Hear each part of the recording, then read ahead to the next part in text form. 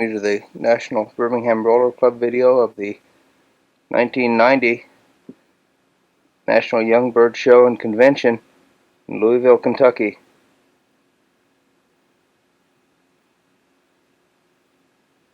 In addition to the 1990 video scenes, there will be some scenes from the 1989 convention that added onto this tape.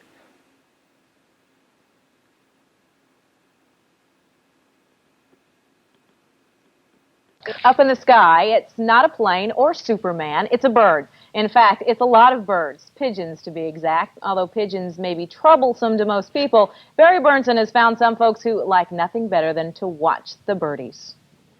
To the untrained eye, they don't look much different from the pigeons you see in city parks and vacant lots. But let them start flying, and they become a three-ring circus of acrobats. These are Birmingham roller pigeons. In mid-flight, they simply decide to roll into a ball and do backward somersaults. Even the golden eagle in mating rituals will actually flip over, where a pigeon somewhere, sometime, somewhere flipped over, and somebody just basically took it and cultivated the gene, and then cultivated to the point of that what we have today, the spinning pigeon, the Birmingham roller. We'll slow down the video. Now, watch this pigeon. It goes into a stall, spins up to 8 to 10 revolutions per second, then flies normally again. Now, the birds are not trained to do this. Members of roller pigeon clubs breed their flocks or kits to get a high level of tumbling performance. You've got birds that can vary their depth. They can go 5 foot, 15. I've had them go up to 200 and could stop. Just fall out of the sky for 200 feet? Mm-hmm. And come out with good quality. Of course, I only have one that could do that. A good roller pigeon can fly for perhaps 15 years. The real devotees in the club keep notebooks that show the bird's pedigrees going back to the 1920s and beyond. They throw the wing down all at the same time. They are going into this motion like this. And then once they get into that motion, basically the head goes back and they are propelling over and over. Birmingham roller people hold conventions and competitions. The goal to have as many birds as possible go into a tightly wrapped break at once. The primary thing is the tightness. A pigeon that what you might call a champion is a bird that rolls up so tight that when he spins he looks like a little baseball falling from the sky. What natural biological purpose is served by this strain of pigeon rolling and tumbling? No one can really say. It couldn't be a pure expression of joy in flying free as the wind, could it? I think they said if I hadn't retired, when I did, I'd be with you. You'd be with it.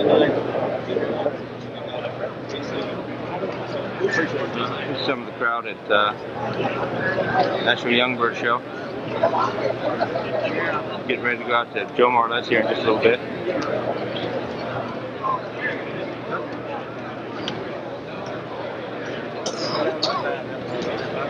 Seems to be a pretty nice show this year.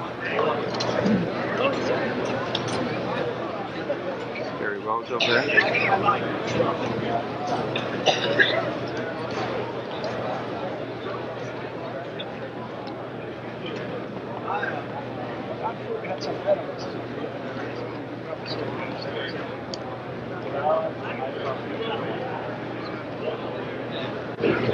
Rex Haas right down in front. A lot of people I know out here. Too many to start naming.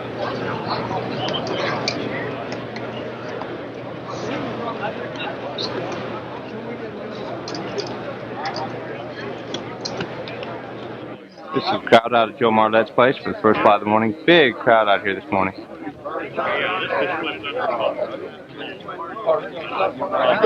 Good to see all these people out here. Joe's kit boxes out here.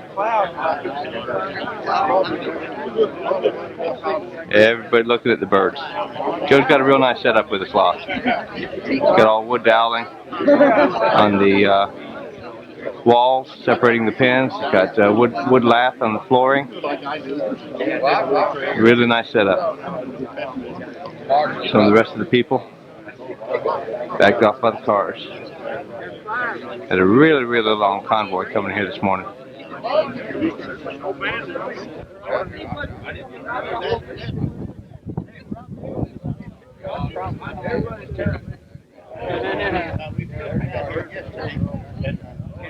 A few crowd shots.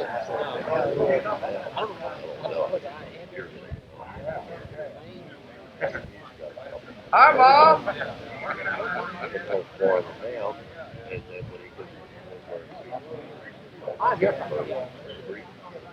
Ken Carroll there.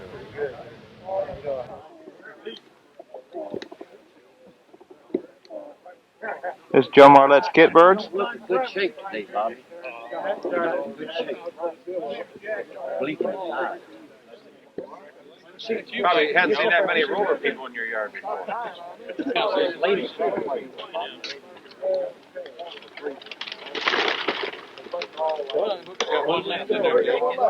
Kit out. Of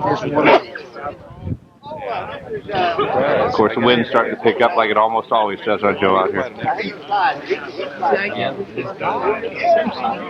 I told him he's got a racetrack up there, and they have a real nice thing. He's giving them cars and the doctor's nice racetrack and a great big car show. I got to see Mill Wax. We got a late start. We had a budget that morning. Either something started So you got somebody to go with you. Family. Well, yeah, my oldest boy and my wife. And fish was decent. We fished the river and 2 different lakes. We had a nice time. But I think next year I'm not going to get to use the flag. The car's getting a lot of miles on it. being a congested area, better to get in. But the logs are on the way out there. Oh, out here today? Yeah, Roger's here, yeah. Yeah, I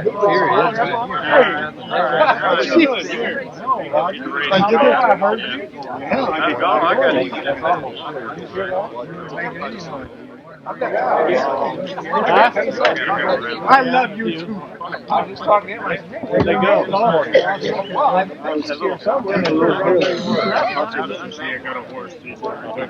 I'm over.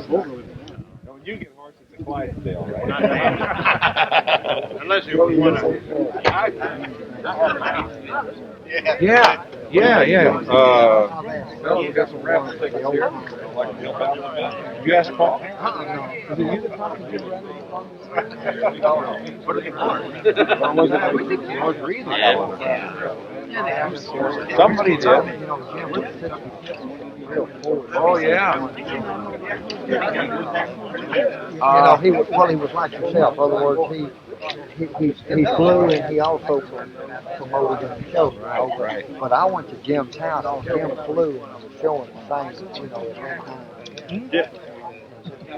You're going to win them. Beautiful. Oh, yeah. Jim was conditioned. Beautiful. In other words, each bird looks immaculate. I mean, you didn't see Yeah, he wrote, I think it must have been George, wanting to get into the old style bird like we used to have in the 60s and 70s, that was decent looking and roll. And George told him to get a hold of me or Paul, I think. But he never did. And he was out of birds for a while, and I guess he's wanting to get back into it. But that's been, George told me that like last winter or something, and I never did hear it. He's still around. I'm still got some old line. Well, he had some blacks and recessive reds. Oh, he had black badges, black marks, Bradford. Yeah. Now I don't have any of that line, but I can go back to the pre-70s, back when Mayberry did the show, and all Mayberry did was go to the shows with see members and promoted everything, but he didn't show, but he flew first. And I could go back in that far back. Snyder, Jim's birds go back. Right. There's a guy down there, I think it was Leo Cobb, maybe Snyder would know. He kept wanting to ride the truck.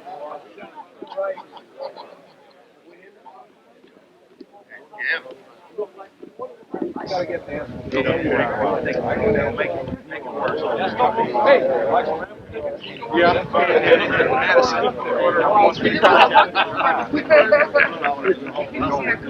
I think we've got some good. He's got some good ideas there. What have we got in this one?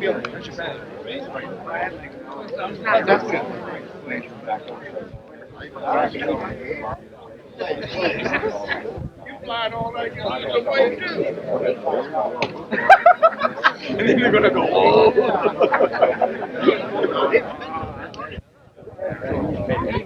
I was glad.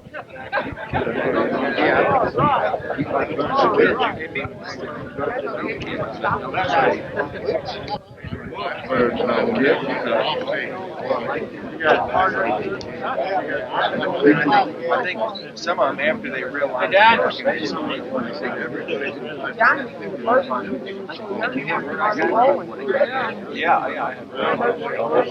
boy here. Oh yeah,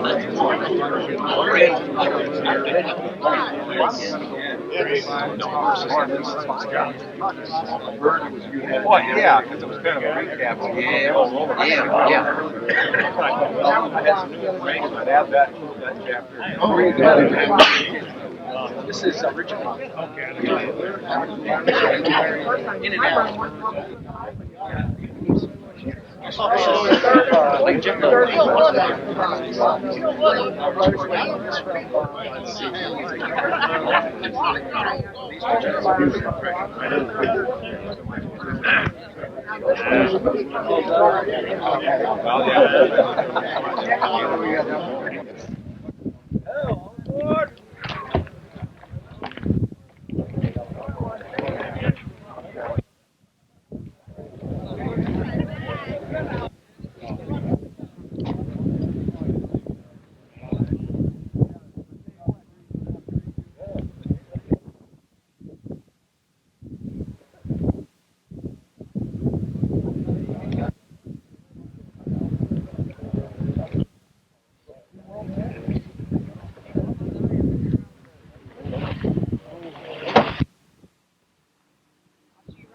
Okay, you take care.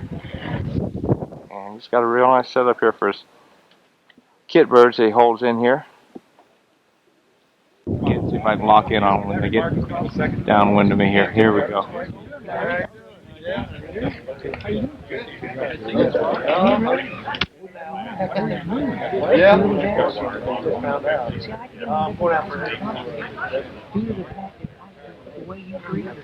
Colorado. They got big.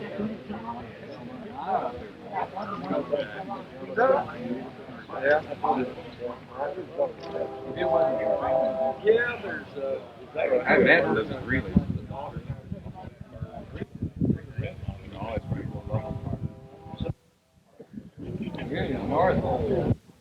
Yeah, really north.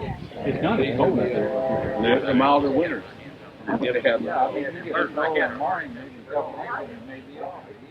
The snow and when you come the snow off, it's coming in. You go 3 months fall to the outside of Colorado Springs. Oh, wow. Okay. Yeah. No kidding. That's one of my concerns. It wasn't my place. But maybe turn out. Colorado Springs. I saw him. Now it's like when I was out there, yeah. Manitou Springs is right down below. Okay. What you doing there, young guy? Let me introduce you to Jim Peterson. Yeah, do you need some help? What a nice bunch of guys. Carl, what you mean? My running mate, Ivan Oak's house. I'm just anxious to say it was a drink. Hey, somebody got to look at it. How you doing? He hasn't seen me around. Well, that's probably a big improvement. What did you get out of there, Phil? That's beautiful. I thought you said stand up. Whammo. No, I had Teresa. Looked like they missed the biggest part. They like got a little infection in it. Peel all that off. Now there, Store too. guys probably heard about it. Some Tony's birds are doing pretty good right now. Starting to crank on a little bit. Hey, Jimmy boy. I noticed the gal in front of me. Her skirt was caught in the crack of her panty. Some of the crowd over at Tony DeCero's hiding back behind some of his garden there.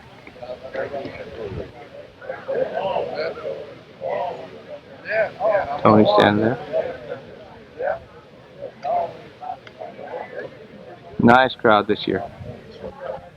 Whole bunch of good people.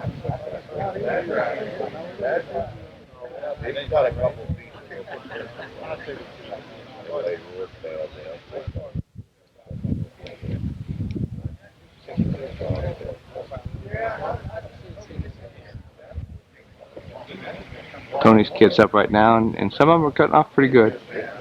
They've gone a little bit up higher than the best filming range, so a few crowd shots.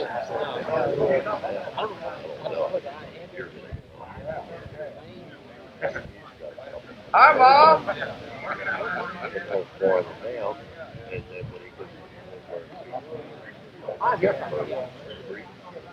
Ken Carroll there. I guess he's lonely. Got to say hi to his mother. Yeah, here's some more of Tony's kit. I'm standing off out in the field on the side of his house. It's still a little bit high, but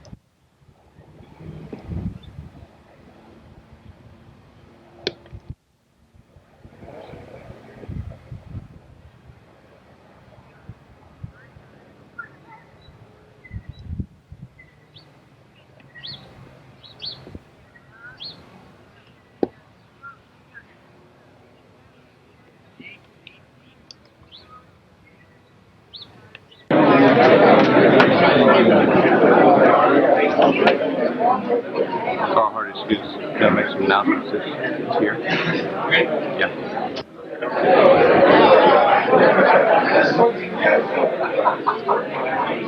I'd like to have everyone's attention. Hold on, turn this in. Speech, Carl, speech. That's all he does. Friends, countrymen, And anti-Romans. Roller man. Roller. You got it. that better? No. A little bit. You can't get no better, Carl.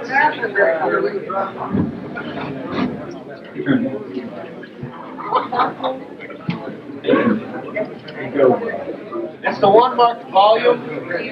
Oh, the V.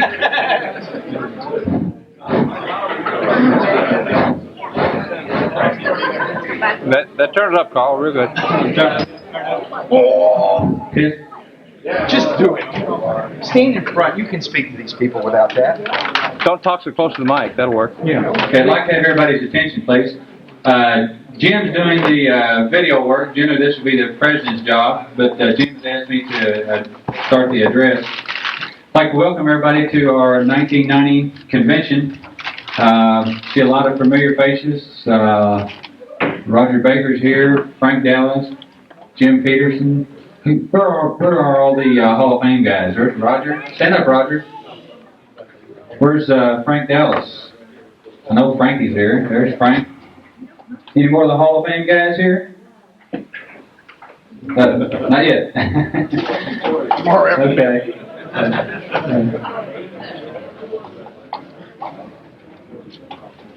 I'd like to explain the cakes that we have over here. I'm reading off of Jim's notes. The cakes are in honor of the two big flies, 1990 flies. The Frank Dallas, Roger Baker, and Wally Fort fly, which was in Ohio. They really did a super job up there. It really entertained us well. It was a great convention. The Southern Classic, which I think everybody basically knows about that, that's the North Carolina guys. That's primarily, we're talking about the CARC, the Canton Roller Club. We're talking about the Piedmont Flying Roller Club in South Carolina, the CFRC, Carolina Flying Roller Club, and the Foothills Carolina Roller Club. Special thanks to Vicki Turner and Ann Tooley of South Carolina. I'd like to have them stand up. Are they here? Better be.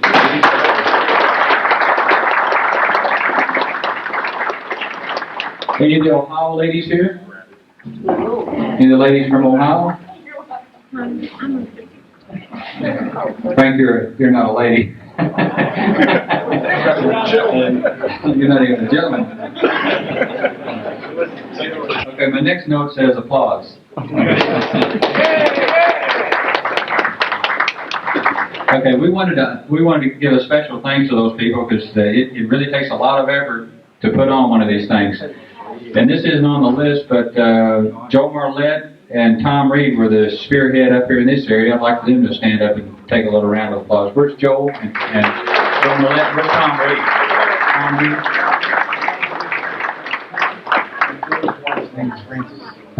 Tom's wife is Pam, and of course Francis Marlette.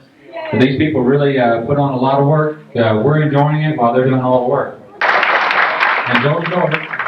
And Tom's daughter. Did you want to do this, Tony? No. I was going to do it, but you would. Okay, at this point, I want to thank Joe and Francis, Tom and Pam for doing a super job. My family's gone through this for a few years. I know what they're going through, and I'm glad it's them, not me this year. And the next thing, this is something we send out for the Hall of Fame. And this year we had a unanimous choice for the Hall of Fame winner. And I'd like to call someone up here that knows this gentleman a lot better than I do to make this presentation. And I'd like Jim Peterson to come up and make the presentation. Jim, would you come on up?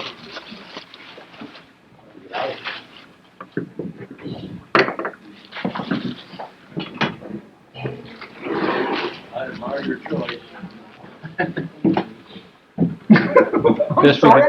Best we could do on short notice. Yay, Jim.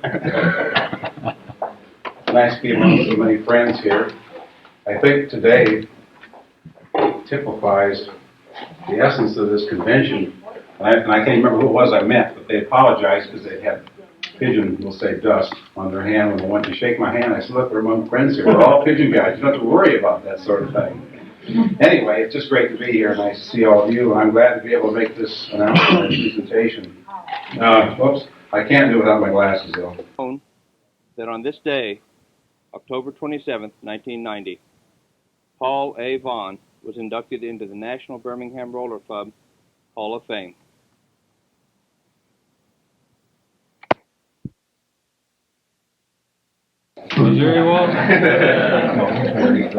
Paul's service and dedication to the roller hobby can be equaled by few. His sincere interest in rollers and rollermen alike has motivated him to serve the hobby unselfishly since the 1950s. Paul's many great articles for the APJ and other publications were based on common sense, fact, and genuine knowledge gained through years of experience. These articles have served to educate 4 decades of rollermen and will serve as cornerstones of the roller literature for many decades to come. Paul's Roller Digest 1967 article, Housing, Mating, and Training Rollers, is one of the all-time classics. Paul has further served the hobby by holding various offices in most of the national roller clubs, including the United Roller Club and the Pinson Roller Club. Paul is also a long-standing and highly respected roller judge. I didn't think I'd be nervous doing this, but I am. Anyway, at present, he is the first and only master certified roller judge in the country. Paul's great success in the showroom came at a time when flying rollers filled the show tubes. His opinions on type and feather and expression are still highly valued by performance-minded rollermen. Paul's generosity has put countless pairs of performing rollers in the hands of novice and veterans alike. The blood of his Vaughn family of birds can be found in many of the top lofts in the country today. Paul has given the hobby more than it can ever repay. For this, we all wish to say thank you. This induction is made in memory of Ralph Hilton. So, everybody, round it up.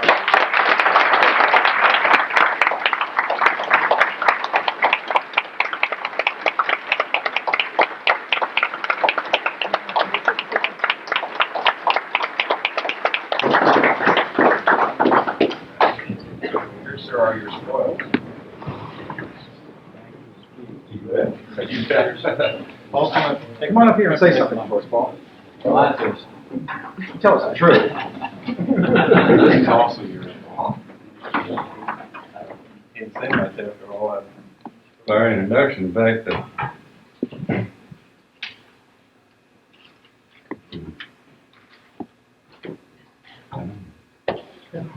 Say thanks. well, I can say thanks. I can't say much else because it really surprised me, and there's nothing I've ever received that I appreciate more than this.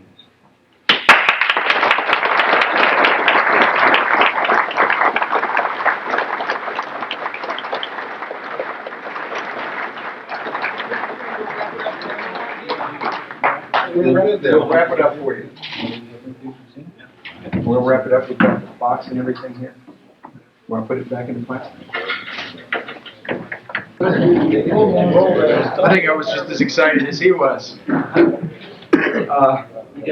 known Paul for a little while, not as long as most of the fellows in his area. I've come to respect him, respect his decisions, and the things that he stands for. He's got great integrity, he is a gentleman, and he's a good friend. And that's important. I think that's what these all signify. Also, last year or 2 years ago, we had locally a Paul Vaughn Invitational Fly honoring Paul, and it was a success. It was right here in Indiana and Kentucky. This year, 1990, we had Paul Vaughn Invitational Fly, and I had the opportunity to judge, the good fortune to judge. I visited many, many people that were super. I think the people excited me more than the birds. It was just a wonderful, wonderful thing to visit. So many, what's the adjective? There's no superlatives for the kindness that I received and the hospitality. People that didn't know me just took me right into their homes. It was a real pleasure.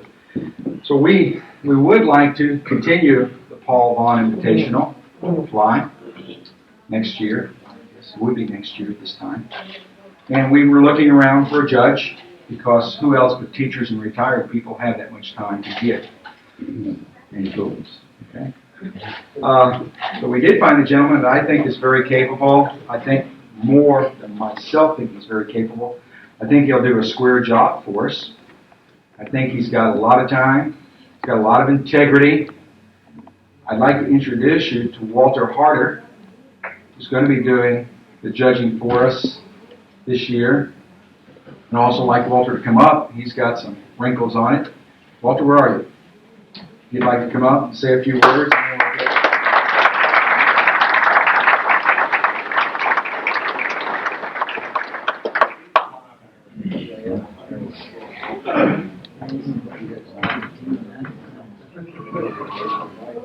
Well, I want to thank the ones that gave me the opportunity to judge this fly. And as Tony has said, I have a few things. He's kind of a hard act to follow. It's going to be hard to improve. But I've had many calls. People hadn't known that I had been asked. I didn't really agree until last night. Many people want to fly to be scored on turns, and some prefer individual spins. I believe that they're equal. Everybody's entitled to their own opinion. I believe that we have enough men to fly that I can separate this fly into two sections, one for spin and one for turns, with one not competing against the other. I hope to have my own camcorder and film every loft and every participant, and then make the film available for all members. That's all I have. Thank you for letting me have the opportunity. Hope you do give Walter your support. He will be putting some information out in the bulletin. You'll be hearing from him. He's a better man than I am. I could only think one way. He's opened it up for those of you that like both sides of the street. Back to you. Carl, could I say something in Tony's behalf? Sure. I offered him $50 and he turned it down right now. You didn't go high enough. That's my fault. I didn't have it. We didn't have the 50 either. I represent. Well, you might. Let me see the sheet. Did he take your 50? Yeah. Oh. Not to drag something out on this Hall of Fame thing, but I don't know, it's been on the Hall of Fame thing. I think the greatest achievement in all of this is you look around the room and you know these guys that have gone into the Hall of Fame. You look at Roger Baker, he's 142, Roger? Yeah. But seriously, these guys have spent a lifetime, and you look around this room and you see all these guys having a good time, and we're having the same good time in Ohio, South Carolina, California, all over the United States. Guys are having a great time. Now, guys, the ones of us that are younger, there are a few of us in here, we don't really realize that these were the guys that paved the way and made it possible for us to have such a good time today. Every one of these guys, I remember when Roger first went in the Hall of Fame, his name was mentioned, and I heard this big, oh, looked over and his eyes started getting wet, and, and it was great to see how these guys reacted to it. But one something would typify how people think about these Hall of Fame guys. I remember when Tony Roberts first came up here from South Carolina, and Paul Vaughn happened to be here. I think it was maybe one of Paul's first trips up to the Kentucky area. And somebody said, yeah, Paul Vaughn's over there. And Tony says, who? Paul Vaughn? Paul Vaughn's over there? And that just tells you the respect that these guys have got. I think it's just great. How about Paul just put up a kid of birds here. I think I'm going to have to move, so I'll be out of the way of the tree. Get these birds up. Let them start kidding together.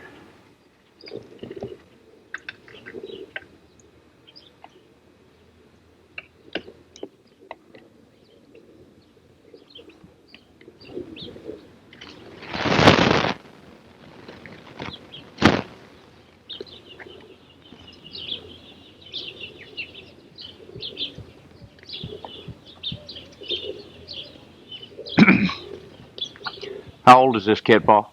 Oh, 5, 4, 5. A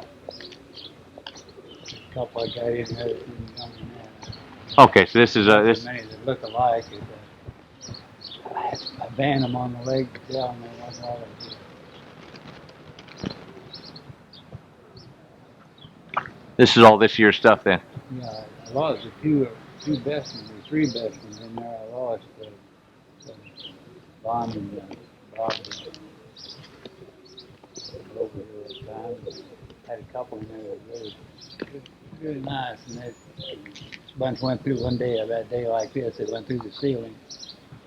And when they came back, those 3 were missing.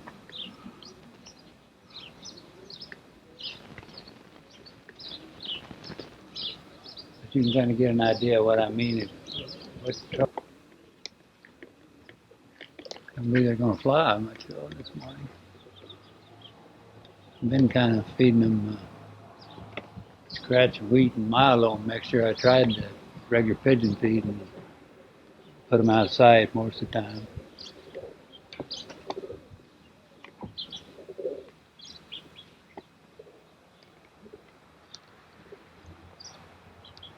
So you've basically dropped off your peas on your mix then? Yeah.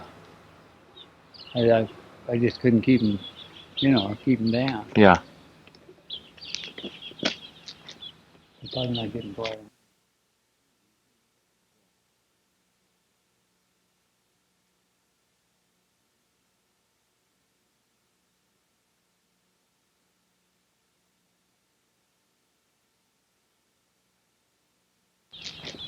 They're probably not getting quiet enough now, really. But I just they didn't get.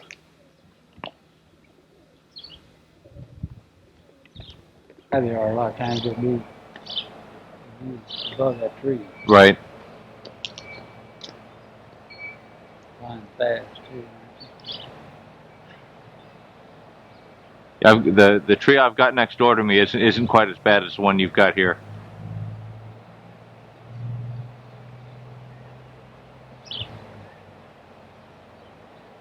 I had a pretty good kid last fall. We came back from down in Kentucky, and Vaughn came over the next day. I think we put him out. He's thought they was about like hard as his kid was last fall. And that's about the way they were. Wasn't having any on that.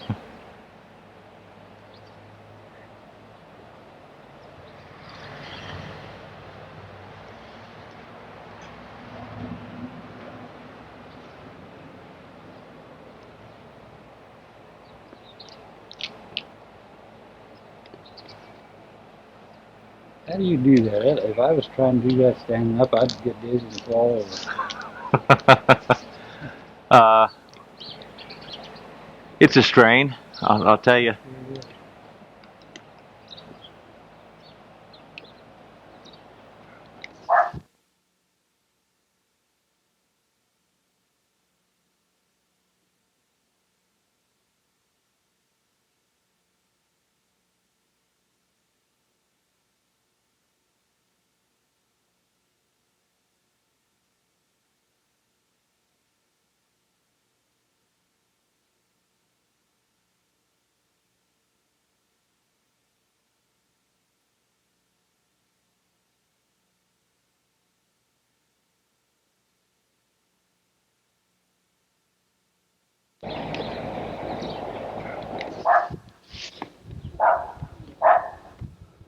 Here's Paul Vaughn's fantail that he used as a dropper for his rollers. He just tossed it up on the roof, and kit's already starting to come down to it.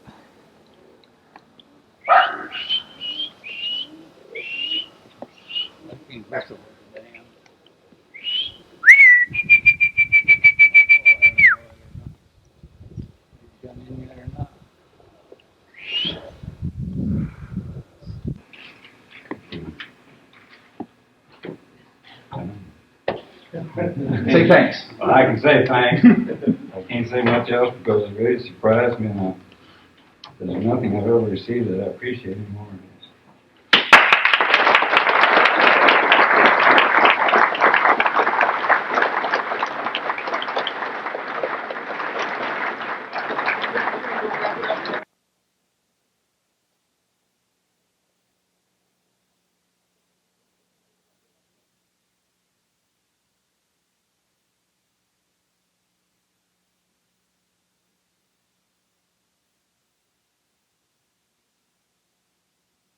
Okay.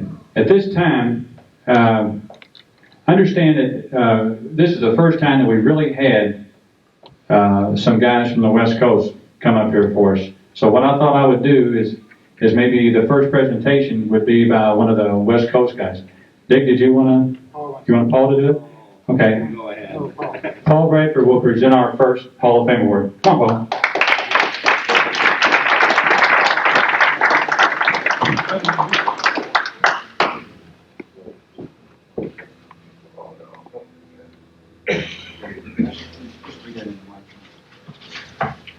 I guess I didn't bring my glasses. I hope that I can read this correctly. Because of his many years of dedication and positive contributions to the performing pigeon family, because of the admiration and support of his many friends and students in the roller pigeon fancy, because of his qualifications in judging, performing rollers, and his expert knowledge of eyesight, because of his ready smile, bright and friendly personality, because of his service to many local and national clubs, including Secretary of the NBRC, a life membership in the PRA and NPA, and charter member of the IRA. Therefore, let it be known that on 21st of October 1989, in honor of the late Ray E. Gilbert that, who's this guy? I don't even know this guy. W. Paul Bradford of Salt Lake City, Utah, has been inducted into the National Birmingham Roller Club Hall of Fame.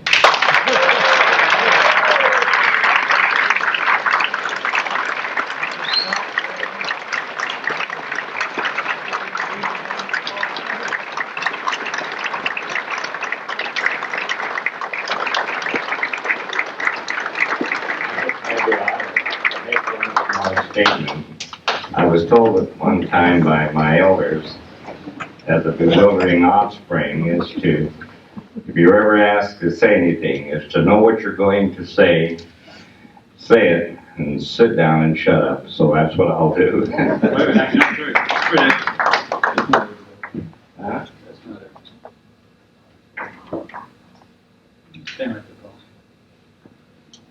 There's a nice plate here for Paul.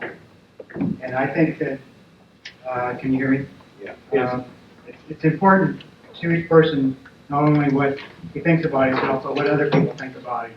So I'd like to read a couple of testimonial letters that we received from Paul. It says, Dear Carl, this is August 15th, I support the nomination of Paul Bradford to the Hall of Fame. Over these last 10 years, Paul has helped me with his skill, experience, and insight to better understand the genetic makeup of the roller. His experience with color has been proven to be 100% correct. I am flying one of his almonds. She can zip up to 20 to 25 feet in perfect style. On occasion, she shows the small hole.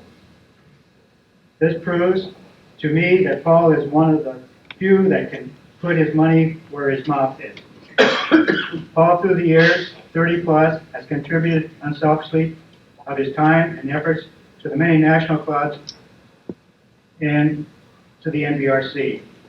I feel the Hall of Fame award is a befitting token for his efforts and contributions. In short, well-deserving and well-earned. It's signed Hugo Bloss. Second one I'd like to read. This is addressed to Carl Hardesty. I want to support W. Paul Bradford for the 1989 Hall of Fame Award. I've known Bill for 50 years and can testify that he's devoted considerable talents during those years to the roller fancy. He has sought to preserve the best of the past as he has reached for better things the future held. He is a master breeder, a master loft designer, a master leader, and a true friend. He pioneered wafer coop flying on land and on sea. He has traveled the world over in interest of the roller and of roller men. He personally knew and had broad traffic with all the greats in the roller fancy. He has written, conversed, and lectured widely that roller men might find more fulfillment in their lives. I nominate my good friend, Paul Bradford. Sincerely yours, Arville Stone, Ph.D.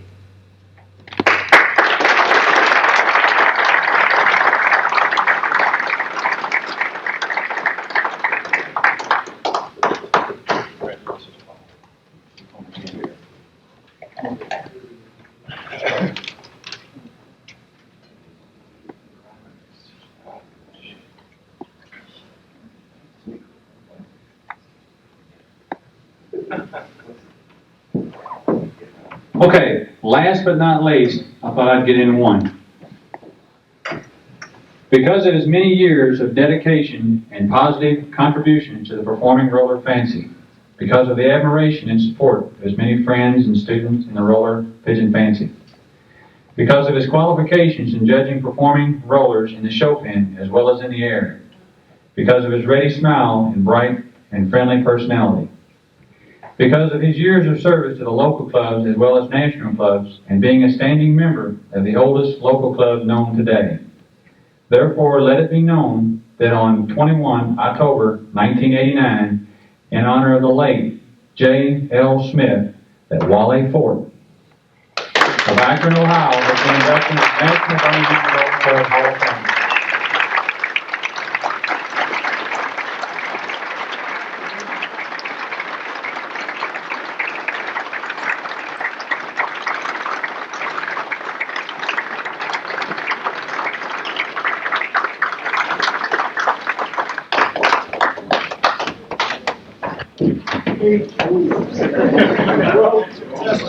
Comments? Prepared.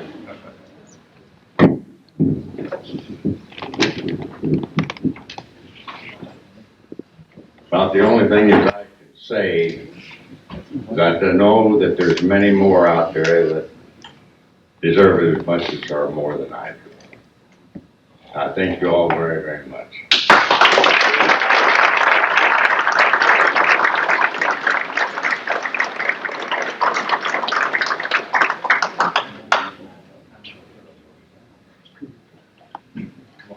You know, I think one of the most interesting thing about the Hall of Fame members, and I really can't think of an exception, is that they all tried to act like somebody else should have won it.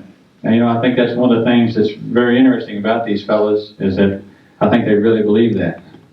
How about one last go around for these two guys? How about?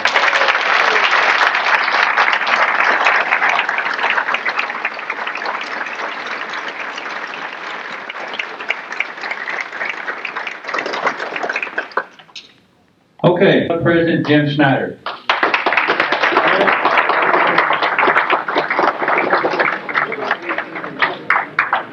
Okay, I already know I talked about it, so I'll try and step back to the way where Carl was. What we have coming up just before we go outside is all of you see the sheet of paper that was in front of you. Joe Marlette is trying to set up a 16-bird competition fly, 16 to 20 bird competition fly. And I'd like Joe to come up and talk a little about it. And mainly he's looking for your opinions on the sheet. He's not trying to do anything else. Just see if you guys would like to fly a 16-bird competition fly next fall. Joe Marlette. Thank you.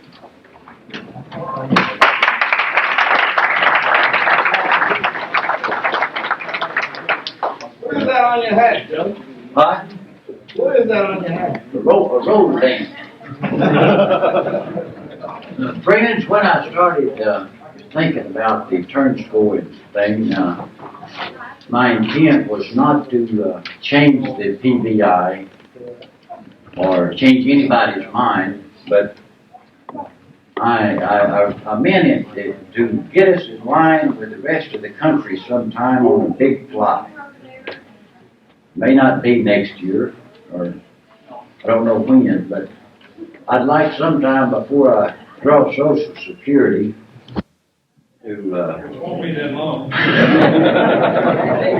to fly in an NBRC national fly under the same rules. And if I could ever win that or place high, I'd be proud of my trophy. And I'm willing to work a while to try to do it. But that was my intent, not to throw cold water on what we've already done. I never intended to do that, and I never will. And I'll enter a kit fly for this group of people if it's one bird. If it's just one bird, I'll fly in $25. I hope you will give me an honest opinion, and if we get enough of encouragement, well, I'm going to work to, along with other people, to actually do it someday. And that would mean that your kit would be in competition with kits in the west, northwest, south. And maybe we could have one of these high-powered Englishmen that wrote a book to stand in our backyard. And it would be tough rules. I would like for Graham Dexter and George Mason to join us right here in this room in a year or two. Be a tough competition. I know it's tough. And there's a lot of disagreement and agreement about it, but if you think you would like to have it, I'm willing to work on it. And there's other clubs in the Paul Vaughn area that's willing to work on it too. Younger men than me. So if you'd like to see something like that, well, we'll sure try to arrange it. Thank you. Thanks for coming.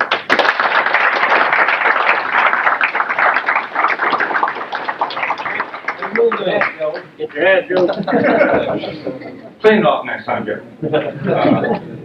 As all of you know who have flown in competition before, one of the hardest things to do is come to agreement on a set of rules for everybody. I doubt if there's any group of 5 people that could assemble in this room who could 100% agree on any given set of rules. That's why we do have different sets of rules, why the NBRC has worked with different sets and things like this. One of the things that through Joe and what he's trying to do that I'm trying to achieve is a similarity between, say, the people in the Northwest Fly, which is a well-established group of people flying rollers for a long, long time, who have been flying large regional competitions using kit turns, and the eastern part of the country, and then later on just unite the entire country. If we can do this, then we can start using the same fly rules and comparing birds between one loft and another. If you guys want to talk by telephone, right now if you want to talk to a guy and you say you scored 150 points and he says he scored 185 points, it doesn't mean very much because both of you are judging under different rules. And until the country comes together and the NBRC can work something out, it's really hard to pull everybody together. And the rules that Joe's got here, I help to draw them up. They're tough. And when you're flying competition flies and your birds won't turn 4 birds out of 16, then you aren't going to score anything. But the thing is, most of us, if you want to be in then you have to take the risk of losing. And it's one of those things. It's real nice on a local fly to take and say, well, we're there for fellowship, we're there to have a good time, and that's great. But when you get down and you're saying that so-and-so has the best birds on the entire East Coast because he beat 60 or 70 other competitors, then the rules need to be tough to make sure that the man who won it does have the best birds. And it's not just a lucky thing or whatever. The tougher the rules, the harder they are to win by. So, look at the sheets, give Joe your opinions, and he's looking for nothing more than promoting the hobby. And that's where we'll leave it to that. But I want to thank everybody for being here, and heck, we've enjoyed seeing all you guys again this year and having a good time. Those of you who are interested in the auction birds, we're fixing to have the auction outside here in a minute, and the ones who aren't can relax for the rest of the evening or head on down towards Carl's place or do whatever you have scheduled. And once again, I'd like to thank you all. Wait a minute. Joe, 8 o'clock. Sir? 8 o'clock. 7. 7? You don't have to be 7 because there's an hour difference. They're not going to fly at night. Don't forget we roll the clocks back tonight, too. It doesn't matter. They're going to roll theirs back, too. Everything rolls back. Be there between 7 and 7:30. Okay. Those of you that are staying down here, we're going to meet at Days Inn, right over 7. 7:30. Make it about. Yeah. It was for good cause. This is out at Larry Hubbard's place on Sunday morning. He's already got his kit up. Track a few of these birds here for a minute. Birds are actually coming down lower a little bit.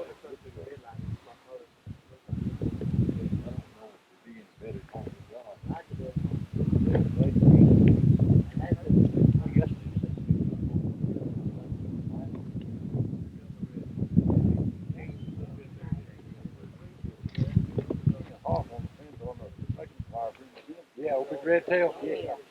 He's looking for breakfast, wasn't he? Thanks, Bob. I think we'd have found this place, but I don't know what the next place is. I think we'll find this one. Like a man in the bug. He took the toll off. That was next week. 15 cents. I'm not able to. 15 cents to get in the Kentucky. What about St. Louis? If you ever get that far, I might even pay you to ride there.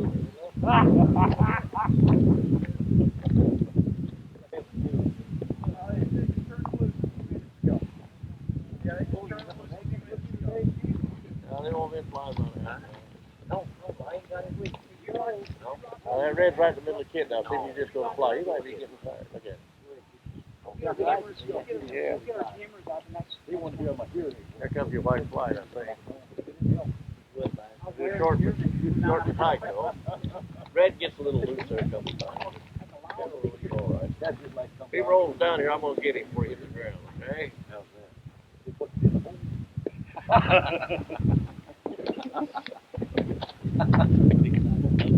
Did that Joe Marlette get drunk again?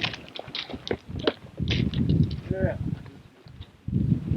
Yeah, I appreciate you running all them people out of our river. Damn, I finally got to sleep. Man, I thought we some air floods. Boy, just. Yeah, I had to. But I done died. I tried it. Did he hit a knot or two when he's on? Yeah, good Lord. Here's some of the crowd out at the backyard here. Getting still up flying. Steve Wolf back out there by the loft with his video camera. Not interrupting anything. No problem. Everybody's scattered around the backyard here. Of course, everybody thinks that this is a satellite dish for an antenna. It's actually his catch net for his deep birds. Of course, Larry's got some good birds. He doesn't have to catch too many of them.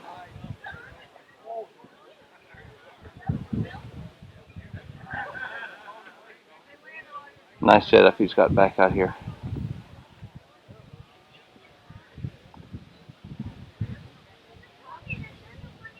A little bit breezy and getting pretty cool here in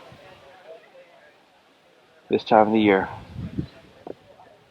Down the road, they want to stop. But by the time they got to Nashville, when they talk, they echo.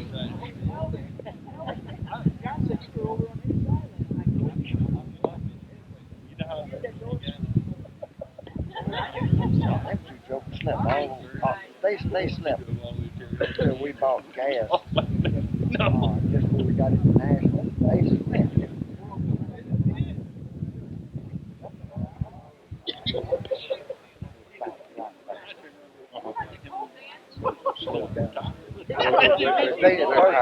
At first they come out going pretty strong right at first. They've locked everything. First 8 or 9 minutes, they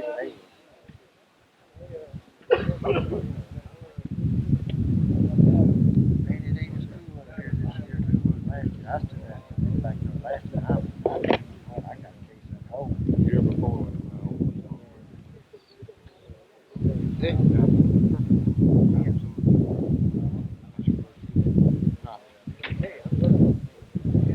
They look good.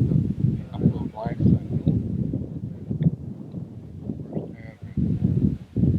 since back in the spring.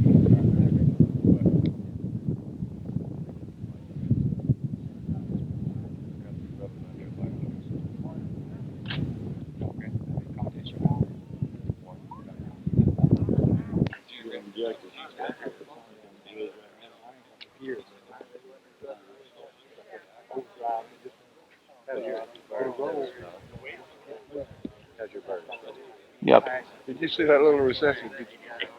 If he was one who just pulled out, I'd track his whole spin. Didn't look bad, did it? He looked real good even through the viewfinder. They just hanged in my hair. I didn't have a great year this past year.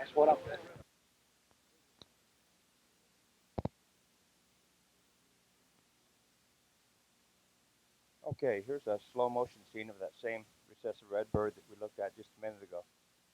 Looked like a pretty good bird most of the way down. He got just a little bit sloppy, a little bit before he came out, but other than that, he was a real good bird. Take a look at him here as he goes through. He's got good wing angle.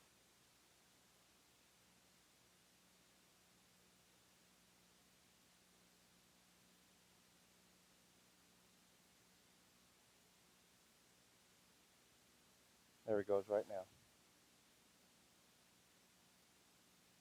As you can see, when he starts, he's tucked in real tight. His wings are real close. And just down here a little bit, right about there, he starts to open up just a little bit on the bottom.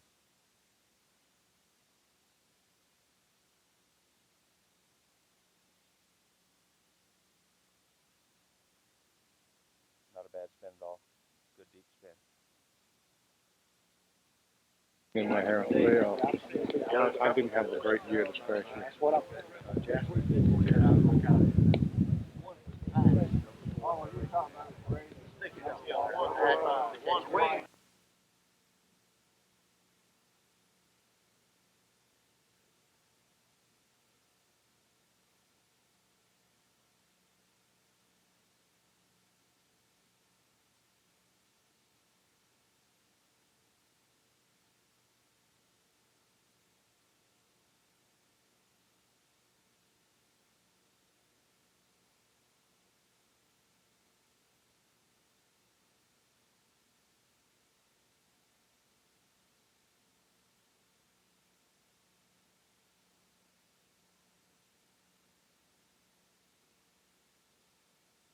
You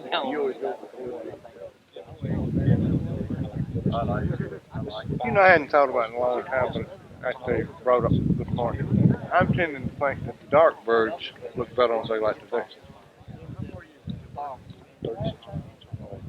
Is that what you're saying, Jim? Well, the bird that I want to give the most credit to on any day is a black pigeon. Have the energy. Right.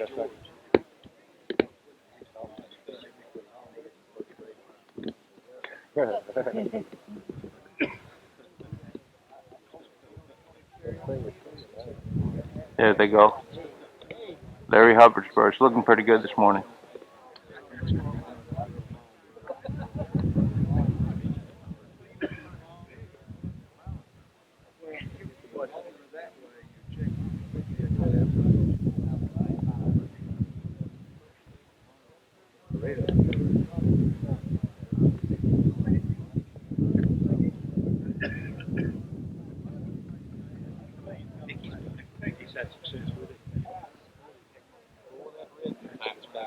It sure is. Looks good.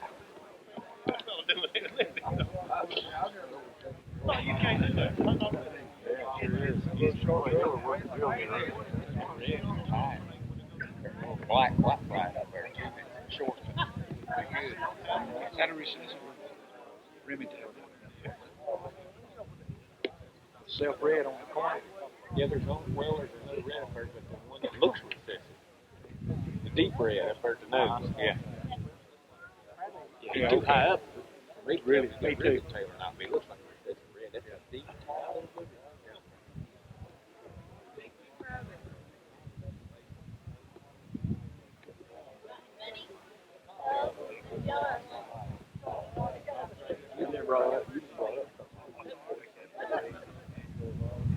I raised some birds out of that red on the clock.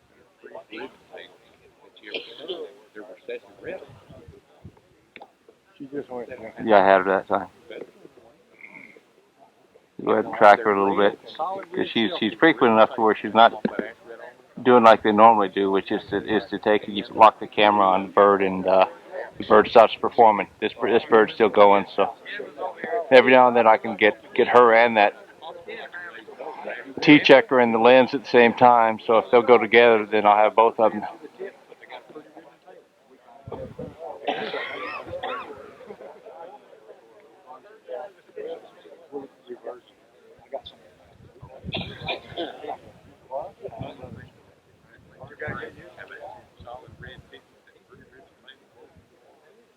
Well, I thought they were going to go then, but.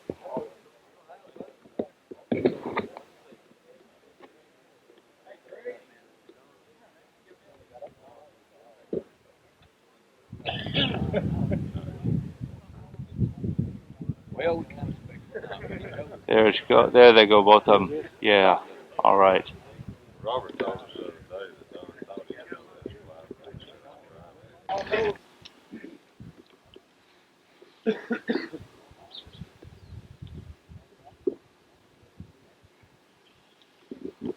This is Larry Hubbard's kit. A couple of good-looking birds in there.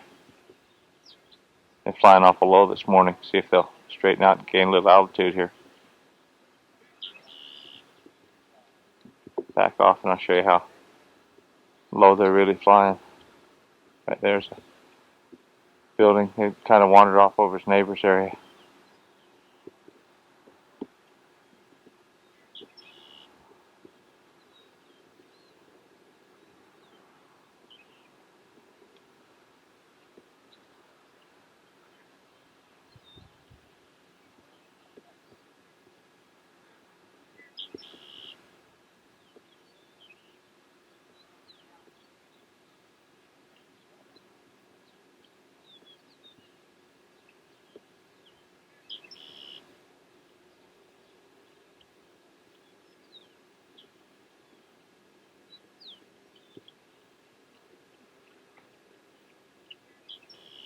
Good break right there.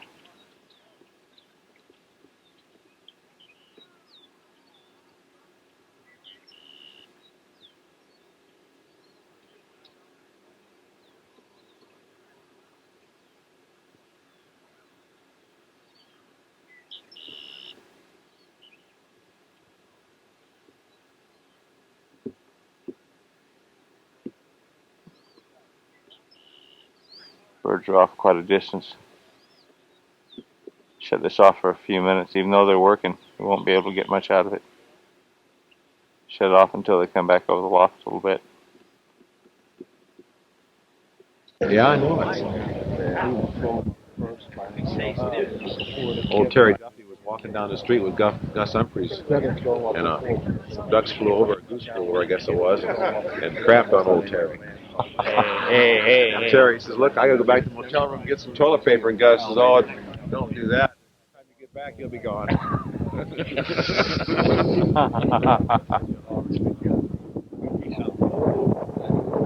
Yeah, that's what it was. He's here somewhere. Yeah, he's everybody be quiet. We'll find out. Oh yeah.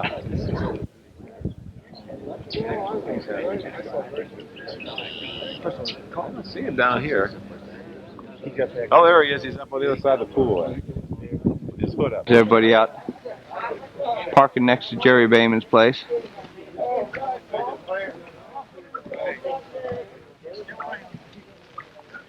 Coming up, Jerry's fixing to greet everybody and fly his birds here in just a little bit. James Turner right there.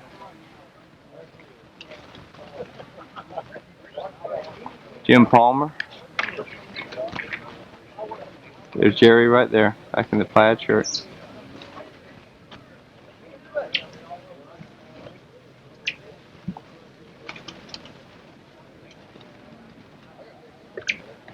Jerry's got a bunch of different kinds of birds. There's some pheasants look like. Walk around here and see some of his other birds.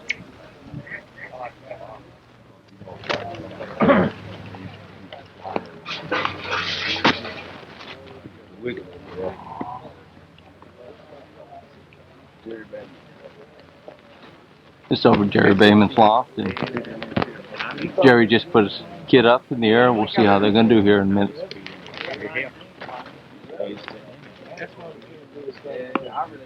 Keep it down when they ain't doing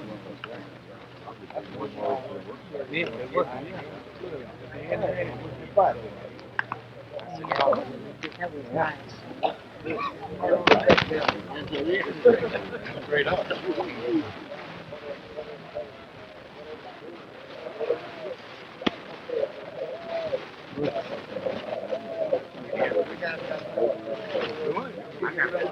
Give them about 10 minutes, Jim, because they won't start anything for about 10 minutes. They'll just fly and flop. I got plenty of tape, Jerry. Yeah. I've got 2 tapes I want you. How old are they? I've got 3 youngsters in there this year, and the rest of them are a year, 2, 3 years old. Good. Do you know which $50-11 was $7.59? The one you raised out of Larry Pratt. 50-11. That's one of 50-11's sons. Grandson. Great-grandson. Great-grandson. You know what? Yeah. How is he now? He's got a breathing problem. 134? Tortoiseshell? Might have been. I can't remember. Yeah, I think it was a white toy. Yeah, I remember the birds, man. Strong spinning blood all the way down. How you doing, fella? Sorry, your father-in-law. Yeah.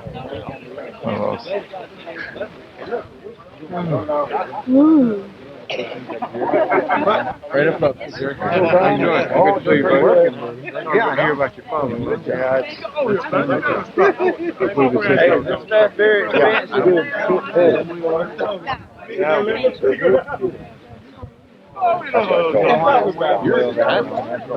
Remember one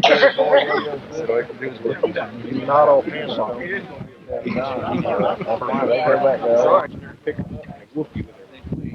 We try to get on the egg.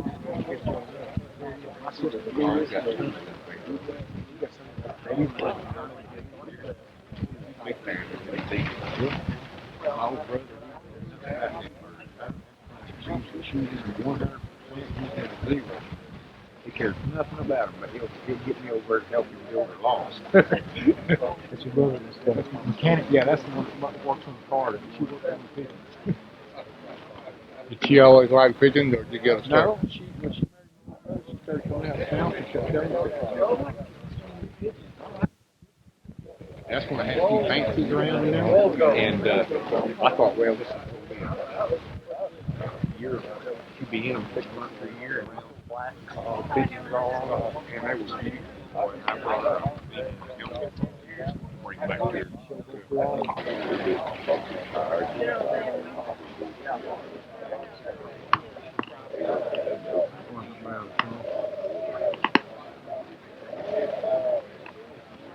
Definitely have some pretty stiff currents up there.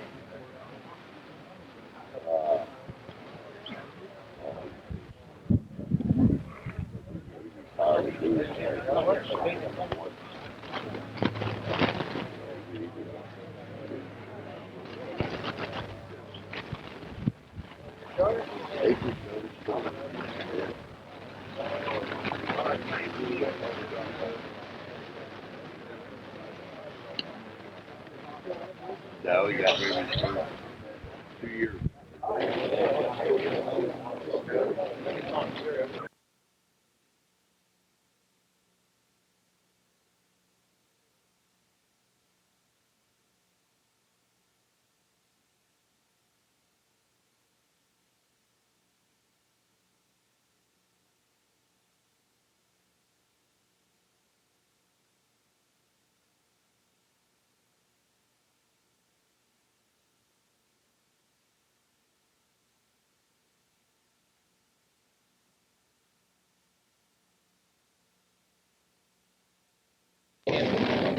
They'd have you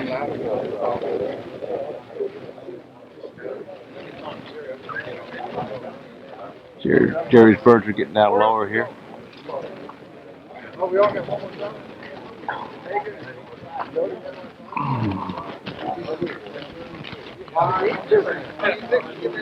Real long, got to turn around with him.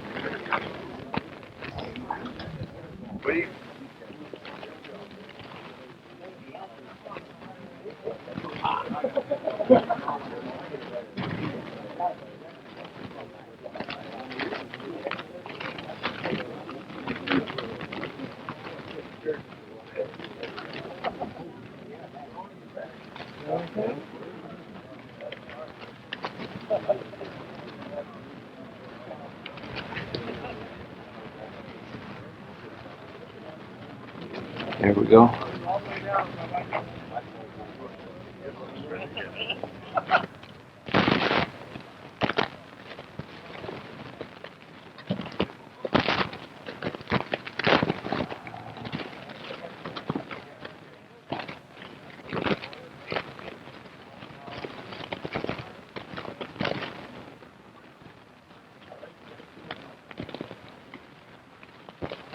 All right. Some quick short action there.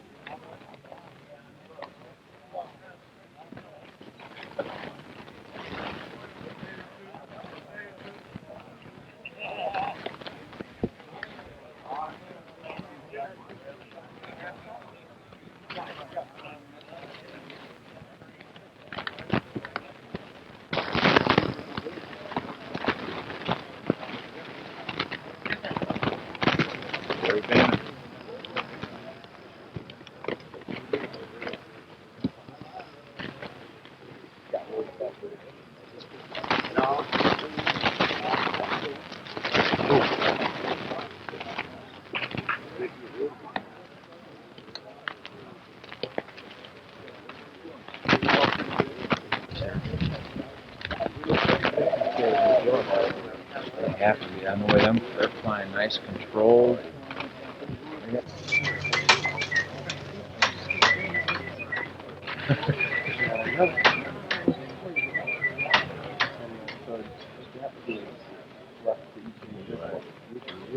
Jerry's bird strapping into his kit. That's Jerry's nice kit pin that I took some video of before.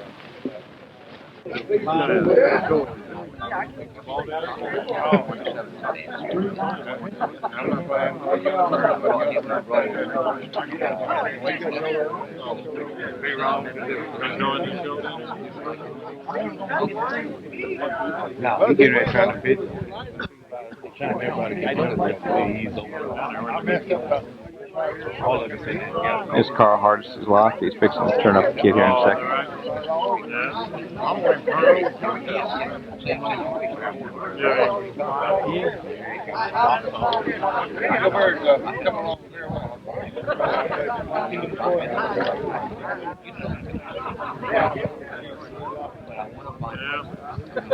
Letting a couple guys look in the loft at the kit before he puts them out.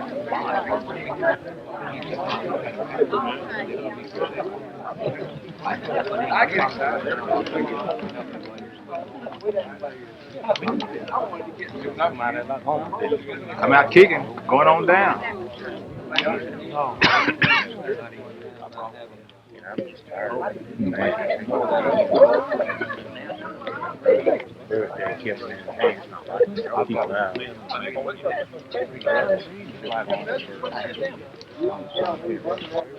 Good break with Carl birds. Just put them up a minute ago.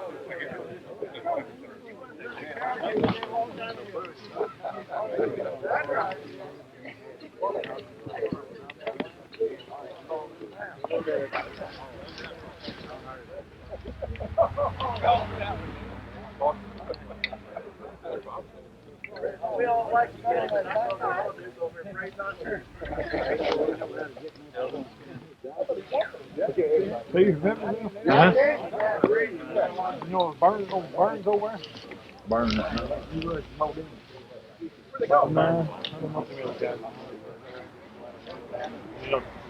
Tom Plumley?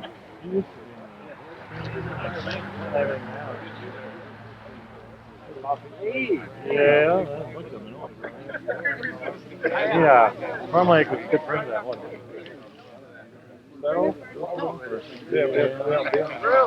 Real fine bird. Does he still have some? Is that right?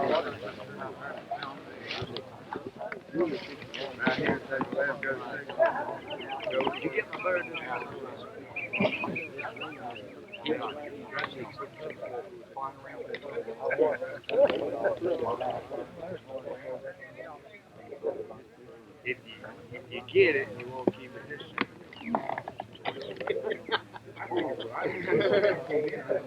Carl's birds right now are almost, at least a minute ago, they were just about hovering in one spot and kicking off a couple of birds at a time.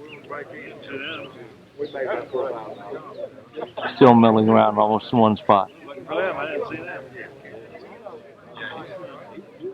Real hard to get them up this altitude and this angle with the sun.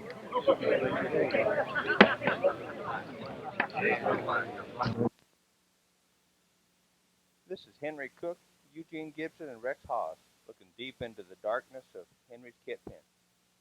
I guess there's a couple of pigeons in there that might be kind of interesting. Henry's fixing to put a few up. In fact, there goes one or two now. Sometimes they just get away from you. Rex and I stopped by Henry's place on the way up to Louisville, 1990, and we really had a good time down there and good hospitality from Henry and his wife, Billy. Sure did appreciate it, Henry.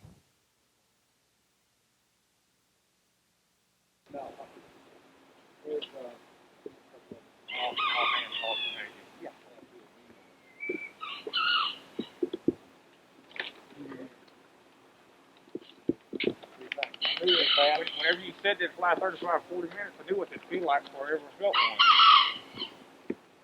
Now these are young. I haven't tried to pull them down. How old are they, Henry? Most of these birds were hatched since I got back from the June flying. Oh, okay. So they're going to be July and August birds. This particular group is going on. Now see, there's the little blue griffin flipping by herself. They're only 3 or 4 months old, or they're a year and 3 or 4 months No, old? they're just 3 or 4 months old. Oh. See, most of these would be like the 95 hen. That was the last one that I was getting up. I just hope they'll catch. Well, see, now that's what I call waddling. Y'all got a different name for it, but I call all the young they birds don't do that. Yeah, they just wobble. They're just flop. Now see, this one won't last long. They're learning to turn together though. Getting pretty good, you know. Well, if I'd have known this straight was going to do what it's doing, it wouldn't be in there this morning. That bird out? Yeah. The rest of them there's 25 in the kit, and there's only one bird up there. There's only one bird up there where it ought to be, and the other 25 is all somewhere else. Somebody said that. I don't know who it was. I thought it was hilarious when I heard it. I think, oh man, I had. He drove me up. Matter of fact, I was going to lose my bird yesterday. He drove up above the flowers. Hey, can you tell any difference on your flying? Well, after the hawk yesterday, it was up to 9 o'clock to 2. You could be overfeed. Well, I didn't think I would come back. They were beyond the clouds. A little bit older hens.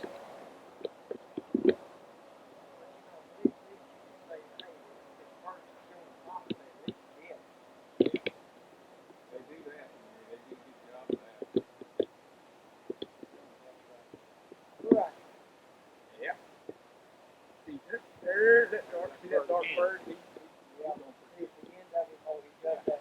He don't snap. He's not playing. Now there's 2 little blue checks in there, and one of them is real snappy. But these birds, they're young yet. This is what 11 months.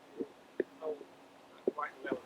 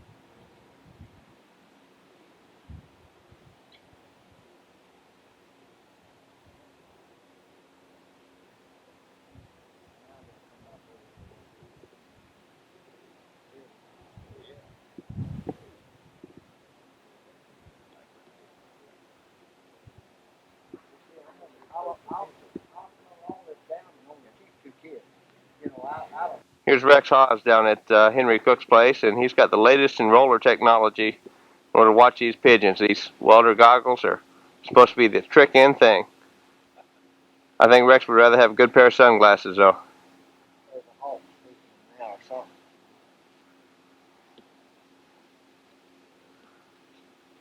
Are you going to carry these with you, Henry?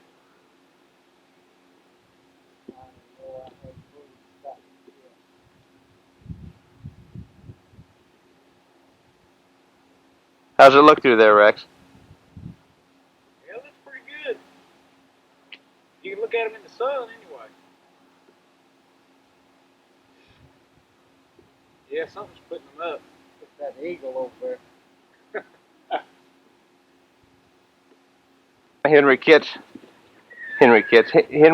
Cook's kit boxes. You can see it's a fairly shallow box. How deep is that in there, Henry? It's about 30 inches. About 30 inches deep. How large are your box perches? They're 9 by 10 wide? 10 wide, yeah. Okay, 9 tall by 10 wide. And nice compact kit pen. Fit a fair number of birds in there, and as long as they're flown every day, there's no worry about keeping them cramped up or anything. Got a wire bottom floor. Looks like 1 by 2 welded wire. Right. And it's got bob traps on the door for the birds to go back in through, and little drop latch to let them go down. That works out real well. And he's actually got 4 of these kit pins all in one spot, 2 facing one direction and 2 facing the other direction. And it's a very compact and efficient way to do it. And he uses a feed tray that he keeps hung inside the door to feed the birds, lays it down on the floor, and then feeds the birds on that after they trap in.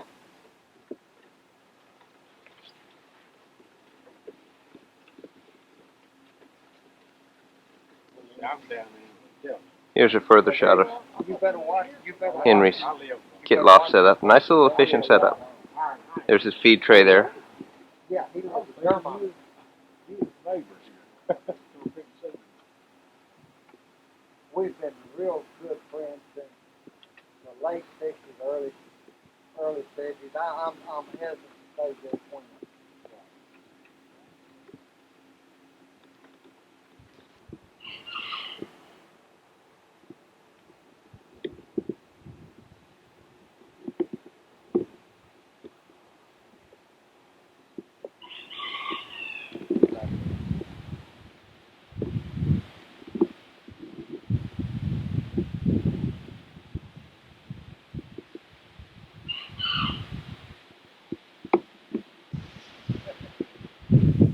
Birds are a little far off right now.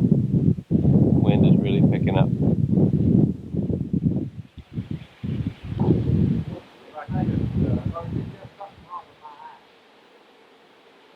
On the way home, Rex Hawes and I had the opportunity to stop by Ellis McDonald's Roll Tide Loft down in Birmingham, Alabama. Ellis is not only an outstanding geneticist, but he flies some good pigeons down there too. He's asked me to edit a videotape for him on the color factors in the Birmingham rollers that he's been working with for a number of years now. And not only does he breed some beautiful pigeons, but he flies all the ones he breeds and makes some good spinners out of them too. I'll give you a sneak preview of some of the things that we're going to be covering in the video for Ellis.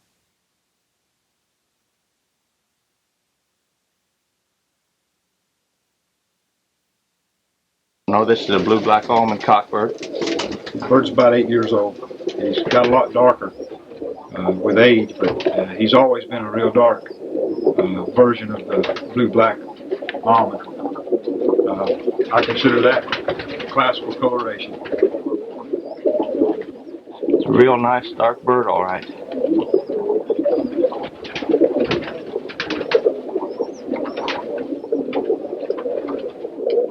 Beautiful, beautiful looking cockbird.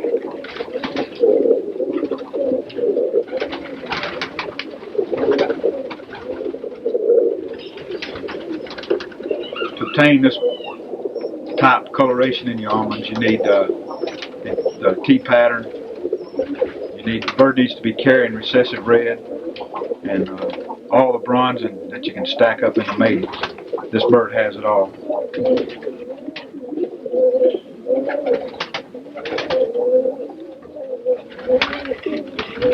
Ellis? Okay, Ellis, tell me about this cockbird here.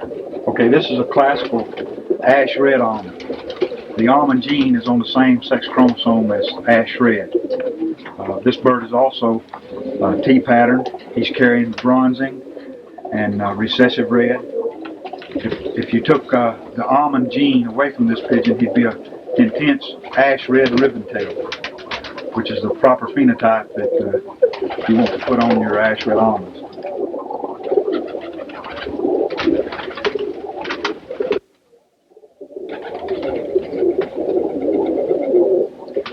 How old is this cockbird? That's he's 2 years old. That's a good looking bird. Yeah.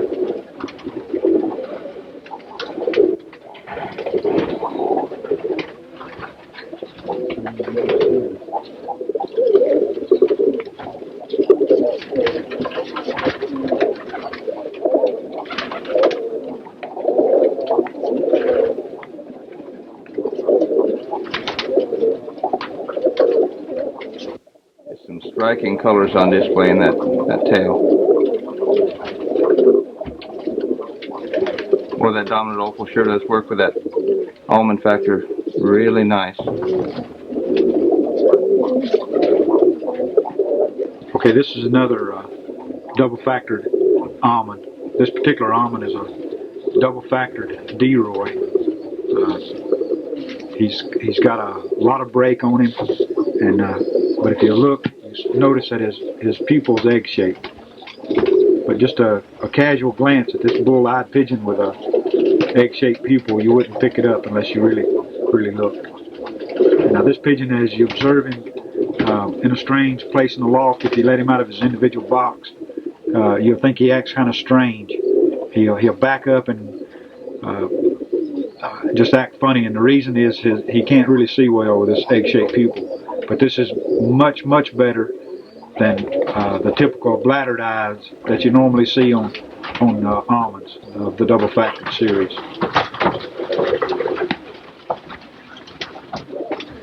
As the color's gotten better in my almonds and it's intensified, the eyes have gotten better and gotten to just this egg-shaped pupil instead of bladder-eyed. And the down on my almonds has also increased in length, that it's often difficult to tell just from the down if indeed the bird's an almond or not. Okay, we can see here the dominant opal carrying reduced as opposed to his reduced dominant opal sister. We can see also how that adding 2 genes to a typical blue checker pigeon and just what you can get.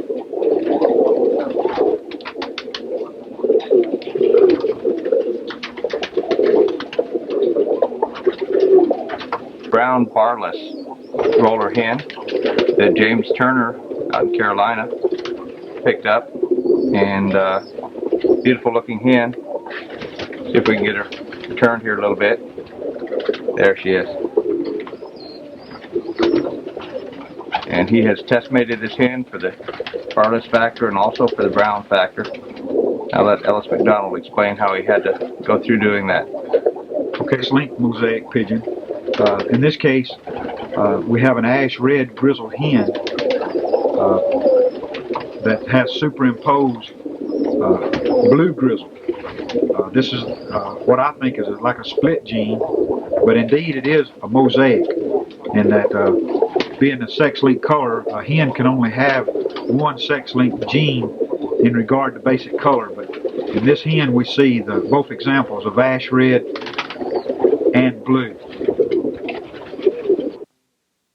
Well, those are some examples of what Ellis has for me to work with. I think it'll make a super tape, and we're going to get into the basic color structure as well as the exotic stuff like almonds and dominant opals and indigos and things like that. We'll be talking about the standard recessive reds, blue factors all the way from blue teeth checkers all the way down to the blue bar and barless, the spread factors for the spread ash redbirds and the blacks, and quite a few other color factors will be mixed in. I think everybody will enjoy the tape when we get it done, and we'll have Ellis tell us all about it in the NBRC bulletin. Now we'll take a look at some of the auction and door prize drawings for the NBRC convention that we skipped over earlier in the tape, and we'll bring them out now.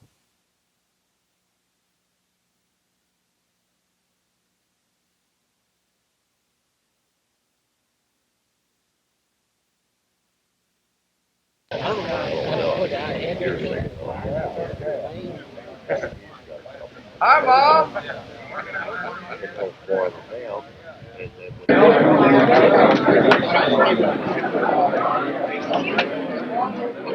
Carl Hardy's Goose. Gotta make some announcements this here. Okay. Yeah.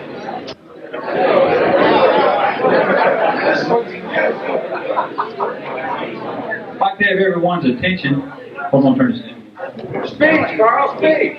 That's all he does. Friends, country, and anti-Romans. Roller man. Roller. You got it. That better? That better? I'd like to have everyone's attention. That better? No. A little bit. You can't get no better, Carl. Your turn.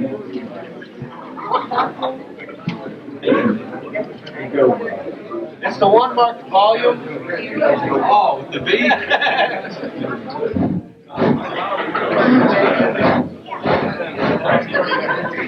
That turns up, Carl, real good. Just think of those people, because it really takes a lot of effort to put on one of these things. And this isn't on the list, but Joe Marlette and Tom Reed were the spearhead up here in this area. I'd like for them to stand up and take a little round of applause. Where's Joe and Joe Marlette? Where's Tom Reed? Tom Reed.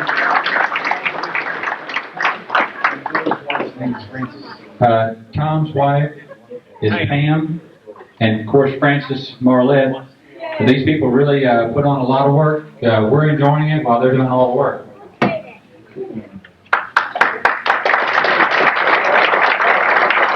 And Joe's daughter. And Tom's daughter. Did you want to do this, Tony? No, I was going to do it when you would. Well, it's the Hall of Fame award. Tony DeCero. Yay, Tony!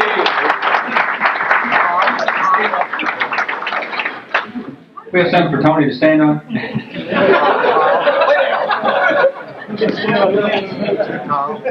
Stand tall and mindful. You've done a great job. That's flying. Thank you, sir. Let's give you a big hand.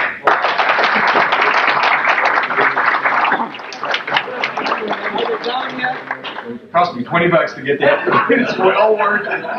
He's gone down then.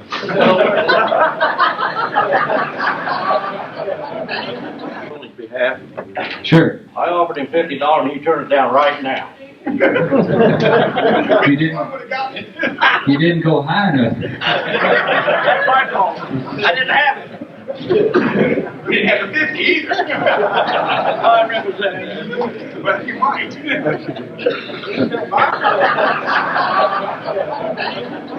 I'd like to say, Carl did say that we had some people here. We're missing a few people too that we always look forward to seeing. Wally Fort's not here today. Wally's having an operation on his knee. He's having a plastic knee put in, or kneecap, I guess.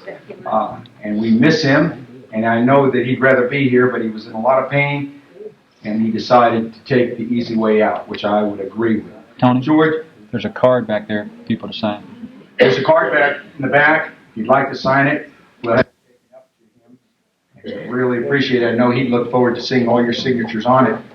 George and Joan are gone today. George's school is being reaccredited, and he had to be there. I don't know why, but he's a credit to the school. But he's sorry that he wasn't going to be here. Charlie is gone, Charlie Allball. And Vaughn Suling is gone also today, Miss Vaughn. He's your publicity director. They all had, Charlie's son was being bar mitzvahed, and Vaughn had some other things that he needed to done. But we do miss them, as we miss a lot of other people whose names I don't know. And we're glad that those of you that are here are here. Turn the page over. Okay. I wanted to thank Joe and Francis, Tom and Pam for doing a super job. My family's gone through this for a few years. I know what they're going through, and I'm glad it's them, not me this year. I guess we're doing the raffle now. A young person or a pretty lady?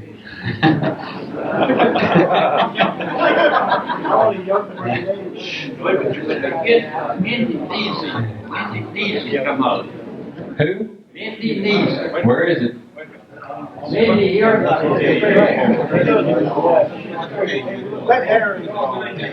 I don't think that would be fair, Joe. She's pretty and young. Pretty and young.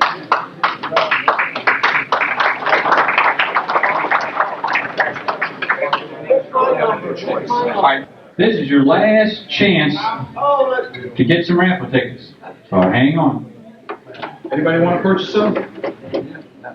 I know we got one. We got to put your name on the back. Good. They've got the numbers. Keep that one. Get the rest of the numbers that we sell off. Have we got any more tickets to be put in? Did you get those? Okay. Some of the things that are being raffled off is a kit of birds from Kentucky, a kit of birds from Indiana, a kit of birds by the SIRC, Pigeon Carrier by Ray Alcorn, band cabinets by Charlie Falkland, Pigeon Black by Brent Travis, and 500,000 pounds of pigeon manure. No, I'm sorry, it's pigeon feed. 50 pounds of pigeon feed. And a Jockinette Squicker by Joe Marlette. Now, how are we going to do this? They pick what they want or what? They get their choice of all prizes.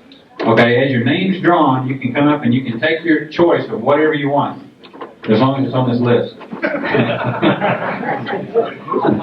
Okay, you ready?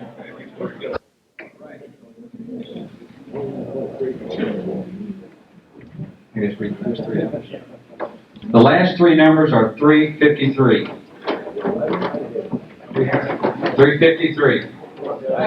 Bingo. Okay, Paul, you're not eligible. Go on up, Paul.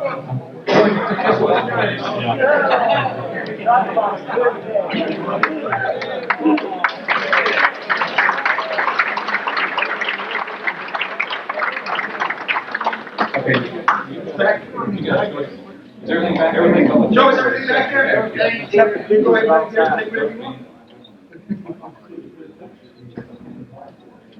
Anything you want, whatever you want. Except for Joe. We ready to draw another one? Okay.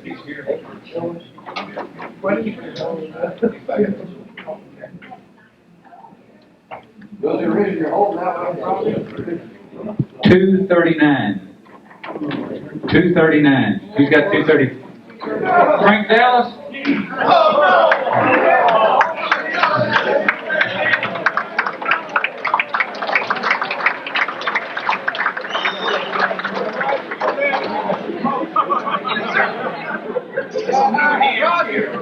Can I buy your tickets, Roger? I auction it off, fellas. What is my Now, Wally Fort's not here. If he wins the next one, it looks bad.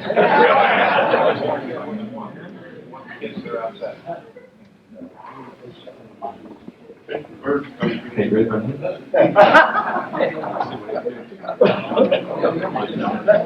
Let this guy pull. Yeah, we got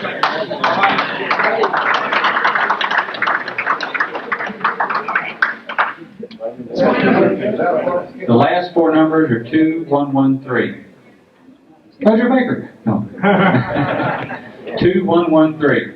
2113. Look at my 113. Look at my tickets. Blue ticket. Blue ticket. Oh. Good try, Russell. Good try. Real good effort. 113. Do they have to be? I guess you got to be here to win it, don't you? Oh, that's mine. No. Ain't no mine. These are for that clock.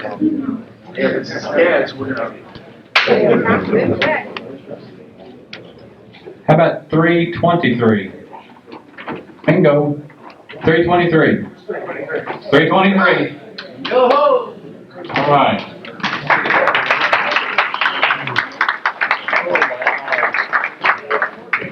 I think what I do is I'll draw all these after all the prizes are gone, and I'll draw one more. Okay. Oh yeah, it does.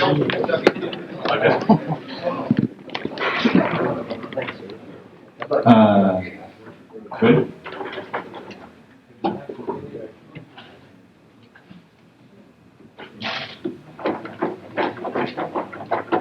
Zero 7-4. 074. Blue ticket, Carl. Read the blue ticket. This ticket will self-destruct in 074. 074? No winner? Okay. Draw another one. Somebody had a chance. What was he going? 164.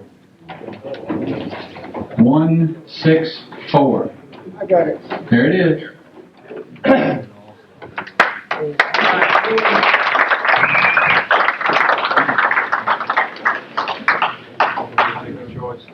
back there on the table for the Indiana kid. Okay, the Indiana kid's gone. The birds are gone. Birds are gone. Don't give him the rest of your tickets. You might win again. Here, let me hold those. Let me take the 64 out of there. Smart move right there.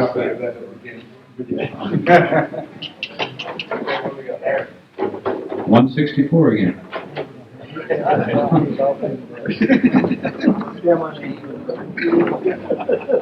How about 282? 282. 282. 282. Richard, you got 282? Oh, yeah. Don't be bashful. There's an enthusiasm, player. Yeah, it's just, oh, I've got it.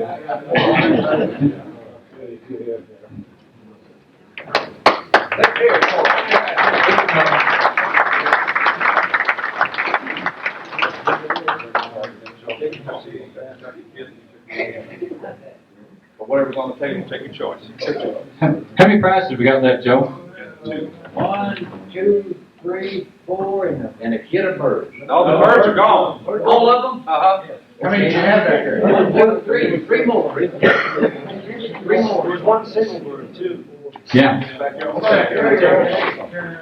One single bird kid. I do. I don't want to see my kid. Watch this kid. You see there, you never leave. That's true. You'll never be out of the game. No. Hey, Frank, didn't I tell you the fix was in? All right. I've got Okay, we got a sack of feed, a jacket and bird, and a plaque. all the band boxes gone? I'm not going to chose that. All the band boxes are going.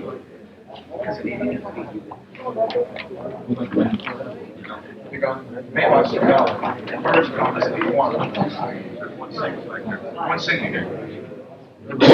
319. 319.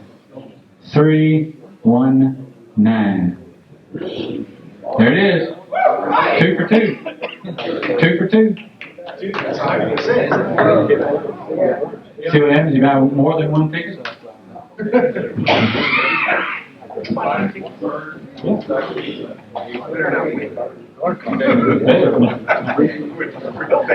Joe, he's taking the bird. Taking the bird. The man got the bird. You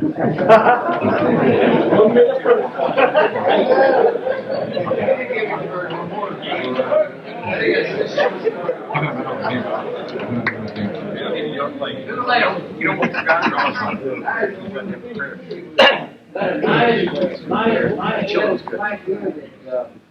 that tells about this convention. 373. 373. Got a winner. Yay.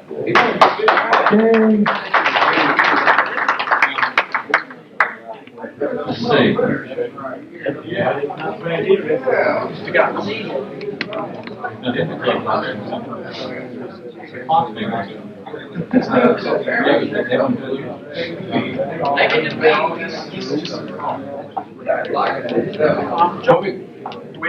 got one more thing.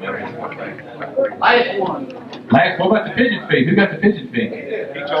Pigeon feed? Okay. Last one. Dun, dun, dun, dun. 326.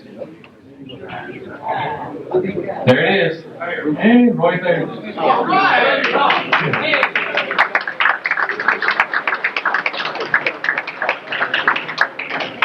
Peter, we're going to draw 3 names out to do the dishes.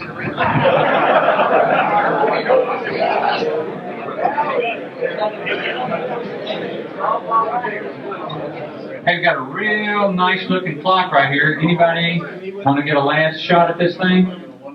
Very observant. We'll do it now while we're here. Right now, how much are those tickets? 6 of them for $5, or I'll stop.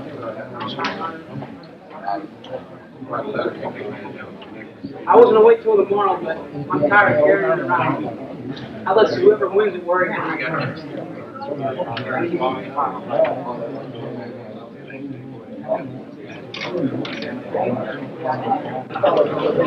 Okay, this one says ticket. Does anyone have one with ticket on it? No, I can't keep this cute. 168. 168. 168. Hey!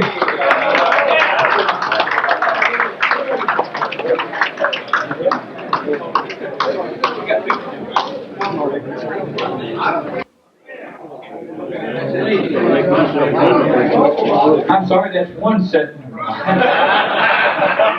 Well, I got to take it.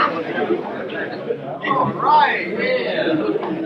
Now I'd like to give you your club president, Jim Schneider. Move your lamp.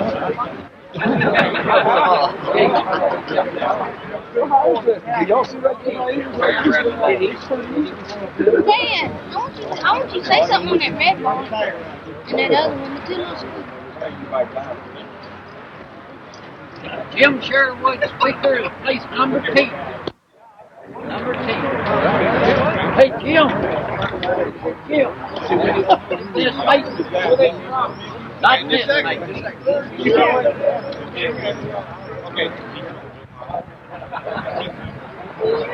First two birds we have here are from the 12-on invitational fly from Jim Sherwood. He placed number 10th in the fly. I've got a blue checker white flight with mixed tail. Looks like a hen. And you got a starting bid? The 90 bird, 89 or any bid. Any bid. 1990 bird. We'll start at 9. It was flown in a fly though. Okay. I believe it was. Was this flown in a fly, Joe, or did it set anything? Okay. Let's go squeaking. Okay, did it squeaking? Okay. All right. Do you have a bid you want to start at? Okay, we'll start the bid at $5.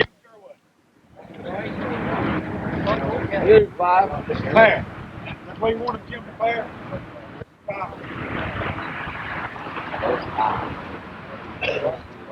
Well, you can always make them to each other. Save your feed, Bill. We'll go on a separate basis then, since we're not sure on sacks. Okay, we'll go with the blue check first. $5 minimum bid. 5. There's 5 over here. 6. 6. 7. 8. $8. $9. 10. $10. $11. He bid 10. $11. Oh, 11?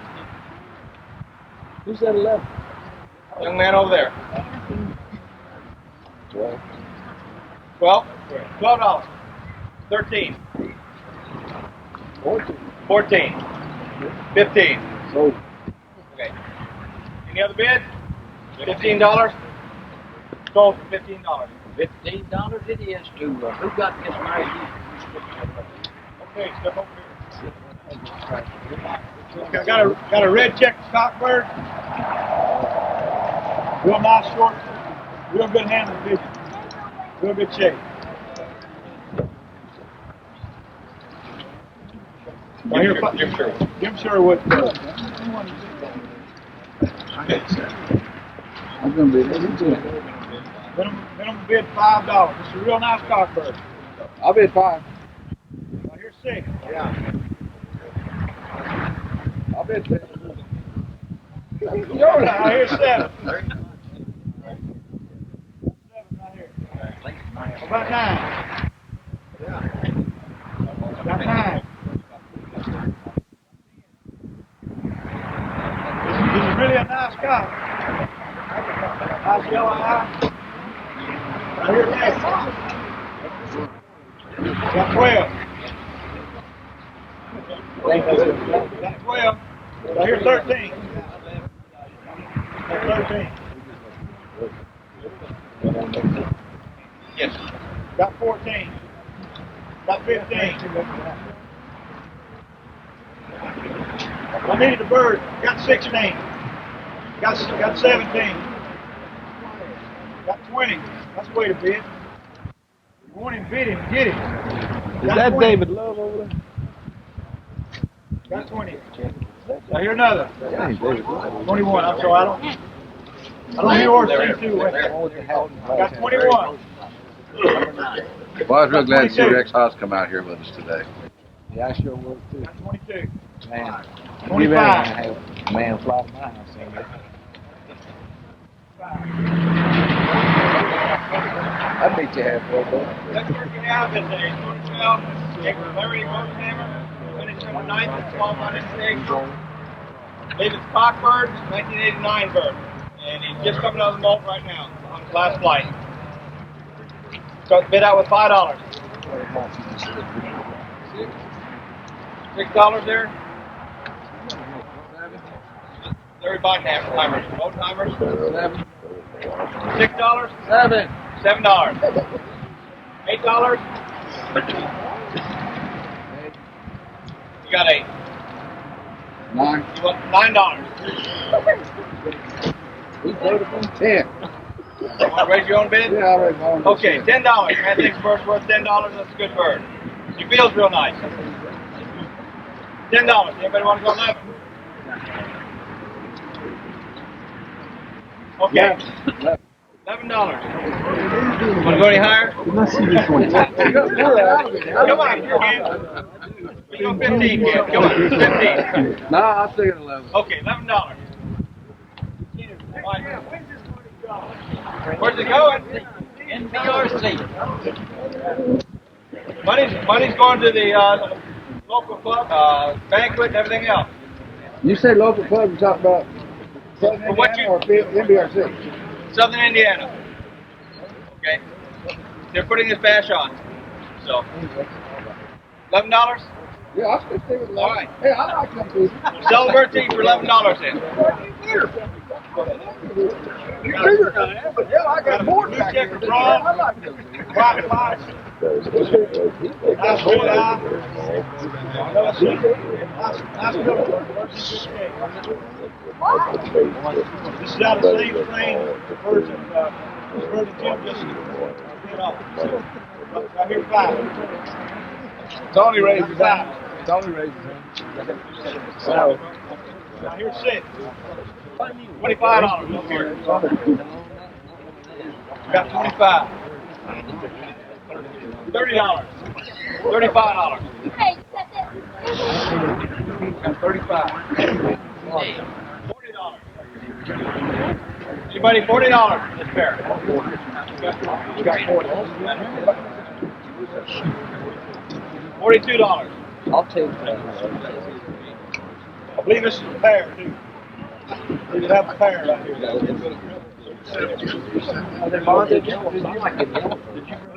And of course, from the right angle, Joe Marlette was just about as entertaining as anything going on out there. I'd like to thank Joe. He's always a real help to the hobby. Loves his pigeons, and he's a really great man. We'll look at Joe here for just a second.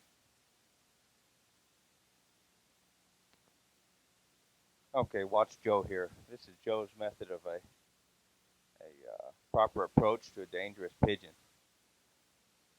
You never can tell what these birds might be able to do.